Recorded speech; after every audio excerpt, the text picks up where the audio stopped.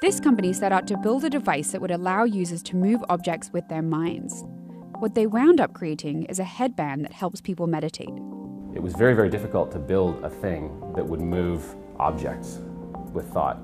But in the process, we had to teach ourselves how to think in really focused and relaxed ways. And so we sort of accidentally acquired the skills of meditation by building Muse. The $250 wearable band, called the Muse 2, measures a wider variety of signals than the original Muse, including brainwaves, body movement, heart rate, and breathing. It's something that you wear across the forehead and it slips down behind your ears. There are sensors on the inside here. You can see there's these gold metal sensors. It picks up the brain signal from behind your ears. The device is intended for beginner meditators, providing them with real-time feedback on their mental activity and bodily signals.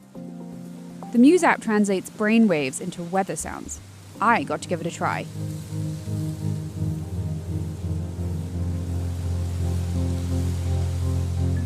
When the weather gets stormy, that's a clue that your mind has wandered, and your goal is to calm the weather and thereby calm your mind.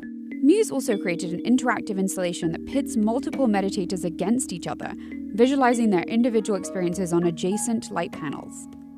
What you'll see is on one side, when someone is very calm and centered, it'll be just a really subtle blue glow, and as their mind becomes more busy, they lose their focus. You'll see the blues turn into pinks and reds and yellows.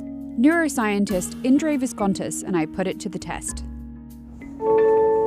For this calibration, find a comfortable position and close your eyes.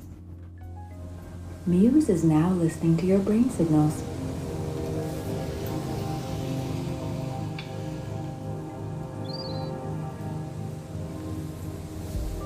Afterwards, the Muse app showed a graph of how we did.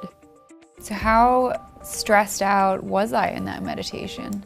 It took you about 45 seconds, almost a minute, to chill out. Yep. And this is when you heard the rains drop down, you heard birds. So the birds were good. The birds were good. Muse isn't the only meditation gadget on the market. Other companies like Spire, Think, and Mellowmind also make wearables to help people calm their minds. But Viscontis says users need to remember that a device alone can't tell us everything about our brains. I think sometimes these companies can overpromise in the sense that they neglect to tell you that brain waves are, for one thing, just one part of the way the brain works. So let's take meditation as an example. Your hardware might be telling you that your brain is in a state of alpha. Well, that doesn't necessarily mean that you're meditating. There are different reasons you might be in alpha, and it might not have anything to do with meditation. It just might be that, you're relaxed. We're sort of seduced by this idea that we can look inside our brains and that'll tell us something new, that we forget that our behavior is a reflection of our brains, and something as simple as how you feel is a better indicator of whether you're focused. I don't regularly meditate, so getting data about my brainwaves was encouraging and unique.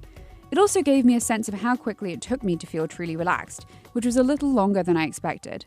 But it's a much pricier option than a simple meditation app like Headspace, which might be a better choice for people who don't need or want that level of feedback to keep up a meditation practice.